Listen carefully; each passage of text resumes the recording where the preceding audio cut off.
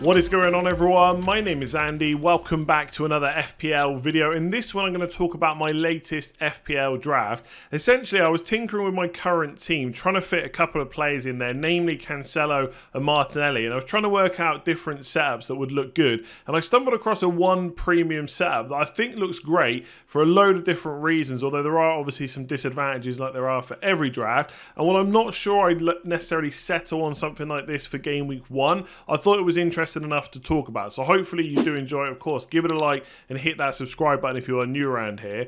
Now, this was the last draft that I went with. So it had Salah and Haaland, Diaz as the 8 million midfielder, Bailey for the kind of the first couple of games maybe, then Gabriel on the bench as an Arsenal defender to come in as and when I need him. Now, this video has been sponsored by Fantasy Football Scout. One of the cool things that you can do based on that draft I just showed you is use their Rate My Team tool to get an idea of the points projection over the next couple of game weeks. You can choose how many game weeks you do it for. I've done it for the first 6. So essentially, I've put all those players from that draft you just saw into the Rate My Team tool, and it's come up at a total of 358.72 points, and then you can see where your best weeks are likely to be and where your worst weeks are likely to be. And one of the things you can do with it is just change players out to see whether that changes the numbers. So for example, if I wanted to take Diaz out, I could go to add player, Chelsea, midfielders, and then Mason Mount hopefully, and just see whether it increases or decreases the number. Now, that doesn't mean you have to take what it says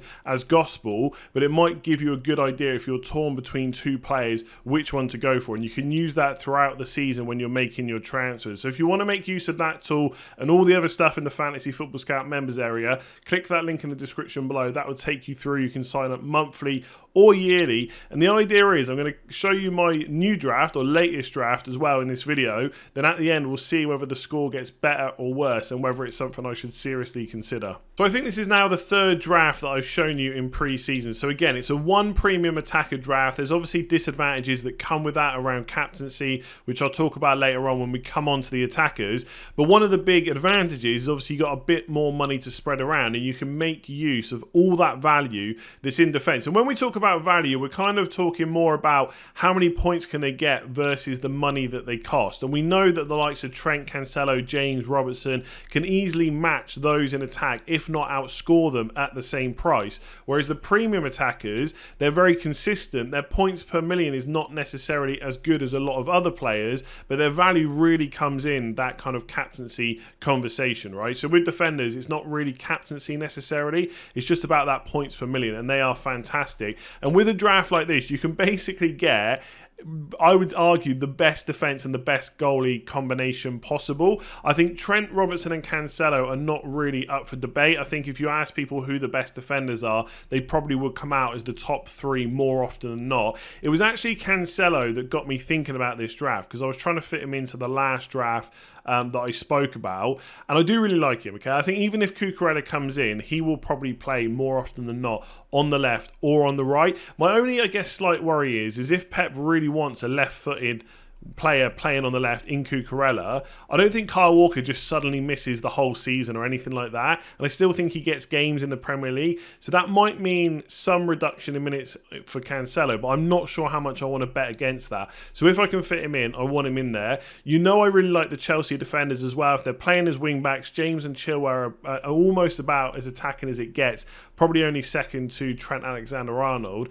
And then I've got Ederson in goal. Again, like I spoke about on the goalkeepers video, you could make a case that Alisson is better than Ederson individually, but ultimately there's a lot of Liverpool outfield players I like compared to how many outfield players I like for Man City, right? Because the likes of Trent, Robertson, Diaz and Salah are extremely good. So the only kind of changes I'd maybe make is Perisic. If he gets a good amount of pre-season minutes, you could definitely put him in there. That would also save a bit of money if you wanted to spend that in midfield or in your forward line. You can also shave 0.5 million off by going Ederson to Mendy, so that would save 0.5 million, get you one extra Chelsea defensive option, and then maybe doing Chilwell to Diaz, so that would go back to having 2 Man City defenders and 2 Chelsea defenders, you just wouldn't have Chilwell, you'd have Mendy instead, but you would save 0.5 million. But ultimately, I think in terms of debate, no one can say that this defence is not great because it's about as good as it gets. It's just whether or not it's worth it for what you have to do in the forward lines. Okay, so adding in the midfield, I'll come on to Martinelli and Mahrez in just a second. Salah is in there. He would be the one premium attacker, and he would pretty much take up the mantle of being permanent captain, at least for maybe the first 4 to 6 weeks, as you see how things are going, how he's playing, and just how well the draft is doing overall. I think if you go for something like this, you can't panic after game week 1 and just completely change things. Obviously, I fully get it. If Son, Kane or Haaland go mad in game week 1, it's going to be really difficult not to knee-jerk, and the way the money is spread around means you can't really get to them without 2 to 3 transfers. But Salah permanent captain is not really as crazy as it sounds. One other piece of context for this draft, I don't think that no matter what happens, unless I go for a 3 premium draft, and I'm not sure that's going to happen, I don't think I'm going to have Son or Kane either way. So they're not part of the conversation for this draft I'm talking about. The only real question is it worth having Haaland, or is it worth having all this value that's spread around this squad? And I'll come on to changes and stuff we can make in a minute. So if we have a look at Salah on the FPL page, these are the fixtures we'd have to captain him for. So in the first 6, I would say Fulham away, definitely fine with that. Bournemouth at home, game week 4, definitely fine with that. Now, Crystal Palace at home, it's maybe not an easy fixture, but there's not too many fixtures I think Liverpool would find difficult at Anfield, and Salah is almost like a sure thing at home, right? He's on penalties, he's nailed on, all that good stuff. So again, the question comes down to, is Haaland against Bournemouth worth it? Bearing in mind you won't be able to captain Salah if you captain Haaland. Is that captaincy worth it versus, again, all the value that you're getting around this squad? And I'm not 100% sure of the answer. I just don't think it's an absolute given that you have to have Haaland for captaincy there. Of course, if he goes and gets 2 or 3 goals against West Ham, that's big panic against Bournemouth then if you don't own him. But again, there's always going to be advantages and disadvantages to every draft. You got the same conversation for Newcastle at home in game week 5. I think Man City have got a good fixture that week. It's Nottingham Forest at home. So again, you could make a case that Haaland is a better option that week, but Salah is never going to be bad against Newcastle at home. Then Everton away is probably okay as well, especially if they defend how they did last year. Man United away, look, Salah and Liverpool did really well against them last year. I don't know if they would have such joy this year, but I still see them scoring. If they score, Salah is usually involved. So I think the first 6 are okay to permanently captain Salah. It is a big call, but again, I go back to last season when a lot of people, after the first maybe, 6-10 game weeks, all the talk was about how we just have to captain Salah every single week. And it was only really when he went to African Cup of Nations that conversation stopped. And I know he came back, wasn't necessarily as good, but I think with the kind of summer off pre-season, he should be back to his best. And unless the likes of Mane not being there affect Liverpool a lot, which I don't think they will, I think Salah's going to be absolutely fine. So that would be the aim with this draft, is to captain him every week. One of the best players, if not the best player, to ever be in FPL. Now, Martinelli was another player I was trying to fit in, maybe even ahead of Neto, because I don't know how confident, but I'm confident-ish that he's going to start the season as that left winger and get plenty of starts. And for 6 million, like I've said before, I do think he can have the same kind of output, at least close to what the £8 million midfielders can. So he's a pretty good option. Again, if you are unsure about his minutes, you could switch him down to Neto. You could shave 0.5 million off by doing Leon Bailey on the bench down to a different 4.5 million midfielder and upgrading Martinelli to Rashford if you fancy Man United, for example. There's a few options there, but obviously you have to have someone cheap in there to get the rest of the squad. Now, Mahrez is in there. Again, if Mahrez gets good minutes, and I know there's a few ifs that I'm talking about here, he's incredible. And Man City's opening fixtures are decent, as we've just discussed, for Haaland, right? That Nottingham Forest game, the Bournemouth game, etc. If Mahrez plays regular minutes, he could be great. Now, I appreciate that's possibly not a guarantee. There's other £8 million midfielders, and if I just add in the forwards, there's a couple of ways around this you can go with, right? I might show you on the FPL screen, but essentially you could change Mahrez to Diaz from Liverpool, but you'd have to switch Robertson to someone else. You could switch Mahrez to Mason Mount, and you could switch Chilwell to Diaz. Then you'd be on triple Man City defence. Again, with those fixtures, not necessarily a bad thing. Or you could go with Saka. The only kind of slight issue with that is you've then got triple Arsenal attack, and the Arsenal attack is good. I don't know if it's that good. So there are some kind of issues there to fix. I think it's all about slotting in the right pieces from the right teams. Obviously, Jesus up front, perfectly good option. We've spoken about him a lot. And then Havertz, I expect to play quite a bit this season. I think his minutes are going to be good. Unless they sign someone new, he's going to start as the number 9. And I don't really see him being replaced by Tuchel that much. You could have Mason Mount instead of Havertz and play a 5-4-1.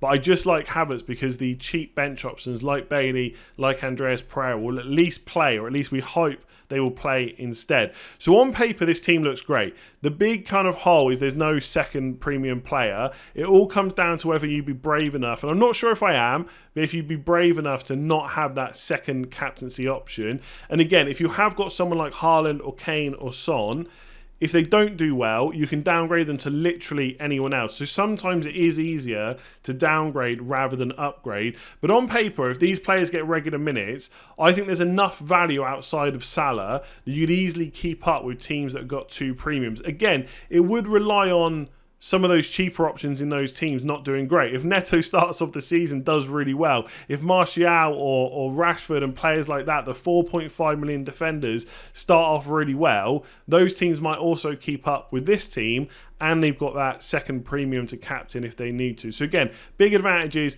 big disadvantages. Just to show you some of those changes. So again, you could just transfer Mahrez straight to Saka. So he could go in again. I'm not a big fan of Kulusevski or Maddison, but you could put them in instead. You've just got Martinelli, Saka, and Jesus.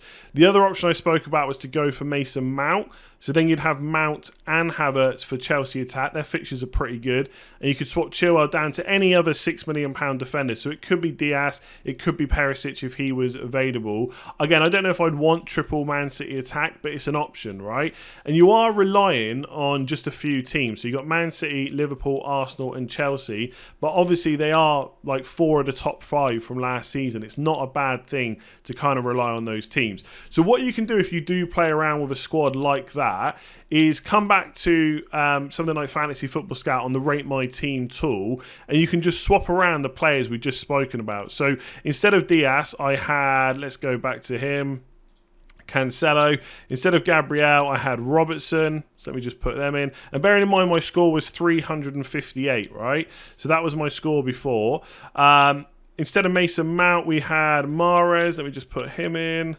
I should have probably done this afterwards. Instead of Neto, we've got Martinelli. And the thing is, this tool does like Mahrez because it expects him to get good minutes. And if that happens, he will get plenty of points. We'll take Haaland out and put in Havertz as well. And this is how easy it is. Obviously, when you've got your draft set up, and you're kind of mostly happy with it, you're only changing 1 to 2 players. That's all you have to do every time. So now we've got the team in, right? We've got Cancelo, Robertson, Trent, James, and Chilwell. Ederson still in goal. Salah, Mahrez, Martinelli, Jesus, Havertz.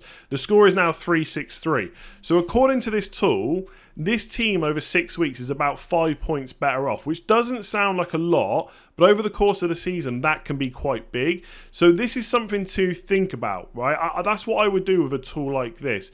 I wouldn't necessarily say, okay, it's 5 points better off. I definitely go for it because there are, again, advantages and disadvantages like I spoke about. But if the score is that much more, maybe I should give it serious consideration. And one of the reasons is that Salah's predicted scores every single week are just so high, you don't necessarily need that second captain. So let me know in the comments below what you thought of that draft. Do you like it? Is it something you consider? Could you really only go with 1 premium attacker? If you do want to check out Fantasy Football Scout, become a member, check out all the awesome tools that they've got. There is a link in the description below as well. Otherwise, yeah, I think I'll leave it there. Give it a like if you enjoyed it. Hit that subscribe button. And of course, I will be back tomorrow with another video.